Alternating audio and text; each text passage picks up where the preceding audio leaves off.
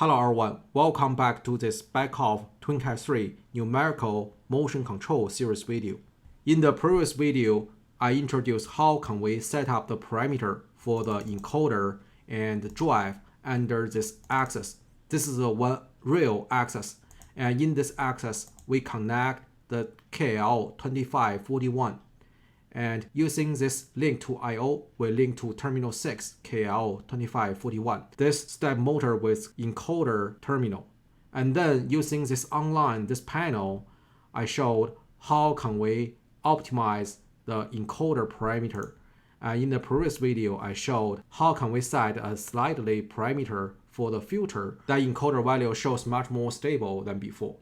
And also we can see once we fire that motor with a 1, this K parameter, that motor shows over travel every time we reach that target position. And I will demonstrate again. And in this video, I will specially discuss this K parameter. And currently at this control, I'm using this position controller P. That's the default position control. I will specially discuss this position controller with 2P, 2 gain controller. Okay? And firstly, let me demonstrate using this position control P, and with the current parameter 1, this default, and let me show what the current performance for that. And now we can download this program, and I can click this active configuration, and I can use this panel to start up this motor. Okay, I'm gonna download.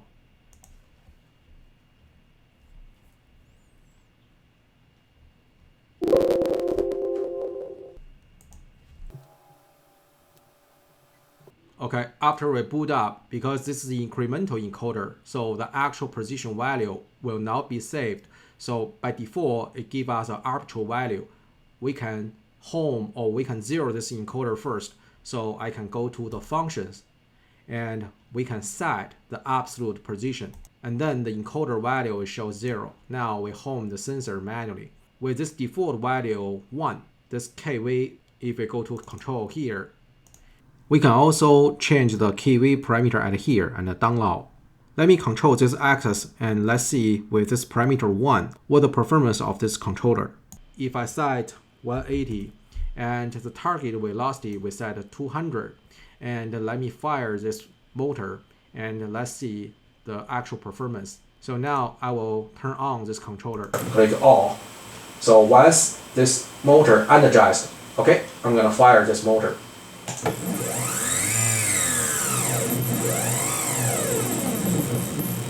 So as we can see, it almost over travel 40 degrees.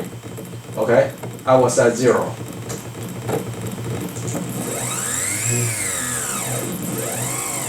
It over travel a lot. Okay, because this K is very small. It doesn't have enough power to control this motor. So now if I increase this parameter, let's say 5, and don't forget click this download. If I shift to the control, we can see now it's running 5. Okay. Okay. Now I set 180 again, run the same distance so we can compare.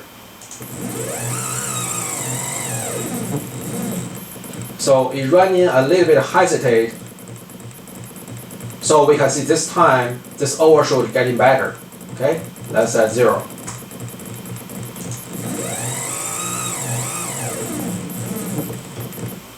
Okay, it shows better. Ideally, to compare the performance with a different parameter, we better use the measurement, this tool, to measure the speed and the position. So every time we fire the same distance, we can compare the actual position and actual velocity, how they got to change. But because I have the camera facing to the motor, so we can see the actual motor, how that run.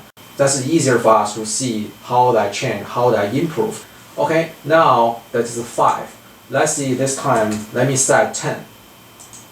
Okay, we set 10. Don't forget click download. So now this controller parameter changed to 10. Okay, now this time I set 180. Let's travel there. Okay, we can see the over travel almost done. it might be have a 2 mm over travel. It become much better than before. Okay, let's travel back to 0. So we can see that over travel almost gone. So with the current 10, it looks much better than before. However, there's also an issue here. If I travel to 180, even with set the filter for the encoder, we can still see the motor is still vibrating there. That's basically come from two issues. One issue that comes from the step motor performance itself. As we know, this step motor, this is 200 lines step motor. So that means every pulse, it will travel 1.8 degree. And because we set 360 millimeter per revolution, that means the 1.8 millimeter showing at here, that's the actual one step sent to the step motor and step motor that travel distance. Also, there could be another issue that depends on our controller. So sometimes for the mechanical system, we cannot accurate that enough. So probably we need one deadband. For example, for this case, probably that deadband we can set 0.1 or 0.2 millimeter. So within this 0.2 or 0.1, this deadbands, so this closed loop controller do not need to care about that small deadband 0.1 or 0.2 millimeters off. Because maybe that 0.2 millimeter off, that is accurate enough for our application. So the controller won't be so struggling for this this off position, right? However, for the current P controller, this position controller P, it only has a 1K. It doesn't have a deadband here. This simple P controller doesn't have the deadband function. So we need to select or pick one controller that has a deadband function. Okay, so this is the pure controller. Now let's shift to the second one, the precision controller with 2P. After we select this, let's shift to the parameter. Okay, this is the 2P constant parameter. As we can see, the reason why it has a 2K, 1K plays a role for the standstill. That means when the motor is staying here, what the K value for controlling this standstill status, and another K that plays a role for moving. Okay, for example, in this case, I can set this moving, this K to 10, and set standstill, we can give a smaller value, for example, give a 6. Because too high is a standstill, that will cause this motor keep moving and this vibrating there. So we set a smaller standstill K. And all other value we temporarily leave as a default. And the one thing that important that for us, this is this, the positioning control, deadband position deviation. Okay, here we can set the 0.2 in our case. Okay, 0.2 in our case. And now let me download. Because we shifted the controller, so I will prefer to download. Make sure all the settings we download to the controller. Okay.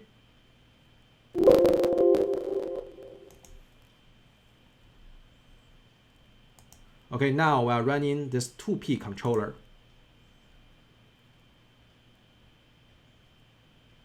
Okay, all those parameters are the same as online. And now let's shift to the online panel. And let me fire to 0 first. Okay, enable the access. And let's travel to 0.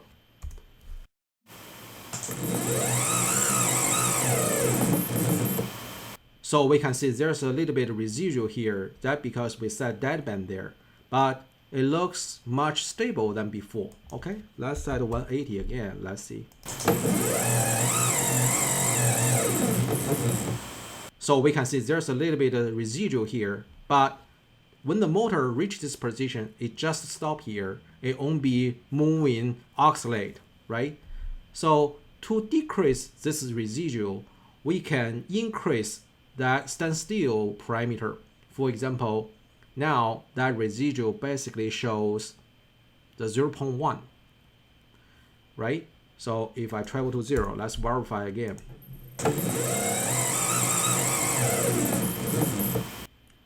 basically that residual shows 0.1 millimeter. With the current parameter 6 that stands still. Currently, this residual shows 0.08 millimeter. Actually, it's already accurate enough. But if you try to decrease this residual, we can decrease the deadband. Maybe we can decrease this deadband. Maybe this 0.2 is too high. So we can decrease to 0.1, for example. Actually, this 0.1, this millimeter, is accurate enough. Don't keep in mind one thing. In my case, there's no any gearbox in this system. I'm using this one revolution as 360, this millimeter length. So 1 degree means 1 millimeter. So 1 millimeter here, that means 1 degree. 0.1 millimeter, that means 0.1 degree. It's already accurate enough. And don't forget, in actual project, we will use gearbox or lead screw. For example, if the ratio is 1/10, that means 10 revolution on the motor side, we will only run 1 revolution or maybe 12 millimeter or 10 millimeter on the load side. So that much easier for the control. Okay, so this time let me download and let's set this is 0.1, this deadband. Okay, and okay, let's set 0.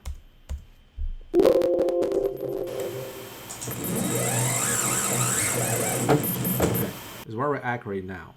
So it shows much better than before. So as we can see, now this motor, whatever we travel to 0, 180 or even 360 now, so the motor, once it's got that target position, let's see this time, once it's getting that target position, it no longer has an oscillation there.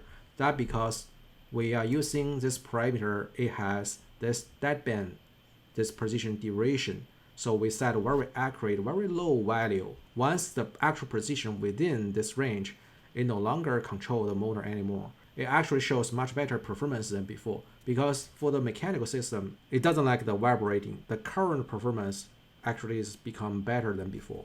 Now I increased the velocity setting to 1000 and let's run 3300. Let's run a long distance and let's see if the velocity can run smoothly.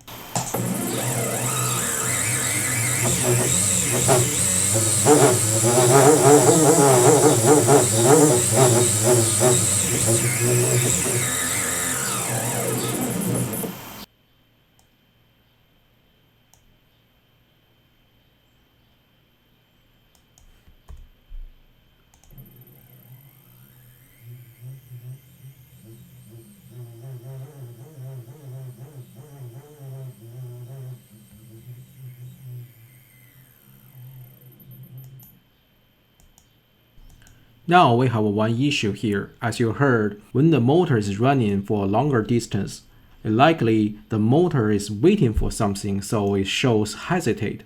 Likely our encoder value feedback shows a little bit hesitate or a little bit delay. That may be caused by the filter setting from the encoder area.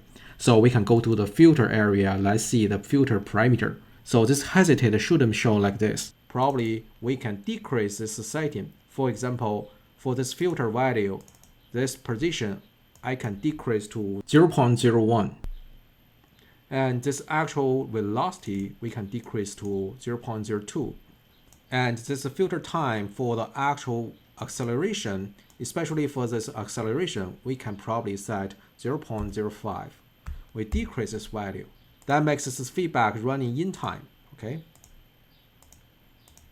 Otherwise, the motor will run certain distance and find, oh, actually my feedback is not that far enough, so I need to slow down. I'm waiting for the actual feedback. So that's really confused for the controller. Now we decrease this filter. And now let's run this axis. So this is our current controller parameter. Okay, let's try it again. 3600.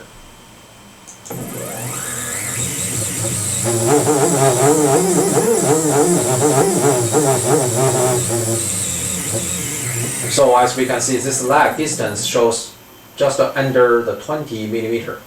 And this speed shows much smoother than before. So let's set 0.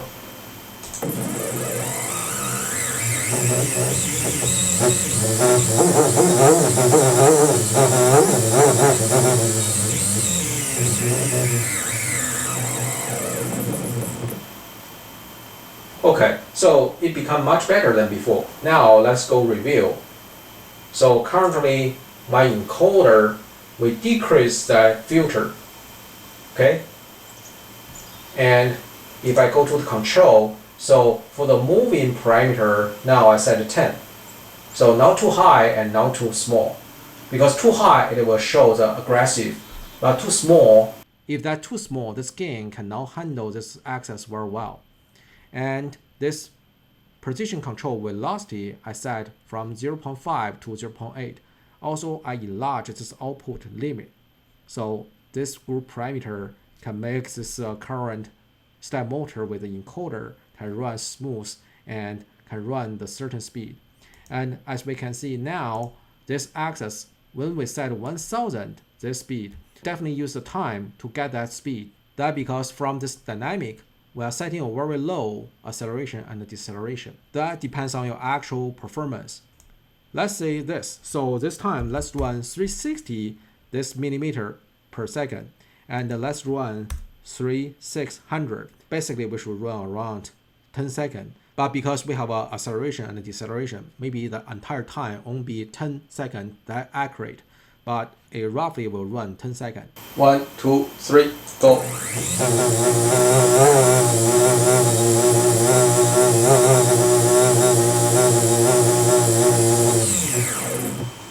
Okay, we run the 10 seconds. And now let's fire it again. 36. Now let's fire it again. 3600. Okay, fire. You can see currently we're running 360 millimeter, and this lag distance shows around 10 millimeter. Okay, so that's not too bad. Okay, it ran the 10 seconds, and now let's run back. Ready, go.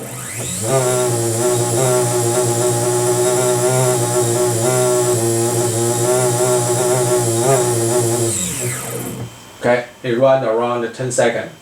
Okay. Alright, this is the process to optimize the motor. From my personal view, I highly recommend when you try to optimize the motor, you probably can disconnect your load system first, just to run the motor only, so you can optimize the motor itself first. For example, for this system, because I'm using the step motor, actually inside here, it doesn't have a parameter. We can optimize the step motor internally. But for the servo motor, inside this terminal here, or inside the drive, the servo drive controller, there are a bunch of parameters you can optimize. For example, the current loop, voltage loop. So inside that loop, it has the PI or PID control inside. So allows the current and the precision feedback can optimize the servo motor internally. And regarding the NC controller parameter setting, that basically will use P only or 2P. For my personal experience, most of chances I will use this 2P because one thing, it has the deadband precision derivation here. So we can set this derivation value as we saw in this video. Once we set this 0.1, so this closed loop system will not that struggle. This is 0.1, that's the millimeter unit. And also we have a standstill and a moving, this 2K. We have a 2 gain here, so we can figure out 1K for the standstill and the 1K for the moving. That actually can fit for most of the applications. And if we quickly review the NC controller here, other than the P and the 2P here, we have the precision controller, PID controller, and the torque controller. But basically, from our PLC wise, after all, we are using the PC as the controller. And we only use the PC as the closed loop, the precision closed loop. But most of cases, when we use the servo motor, for the torque, current, voltage, something like this, we will let the drive system, especially the servo drive system, optimize itself. Probably we can set some parameter under the servo drive system, probably at this I/O here, or the field bus for the EtherCAT servo motor drive. But for the PLC, this precision loop controller, we will use this P or this 2P constant, this 2P controller only. And after you optimize the pure motor, you can connect your load. And that time you can find, after you connect the load, the mechanical system, you'll find So the actual position, maybe you need to adjust the scaling, right? And the PID gain might be increased or maybe decreased, depends on the gear ratio you use. So this is the basic idea. So if we quickly review, after we create this access, firstly, we set up the parameter for the encoder and the drive, and then we go to the access this parameter here. According to your application, we can set the parameter at here, and then we go to online, verify the direction, verify the speed and the actual feedback. And then we can go to the controller, pick the proper controller for your application.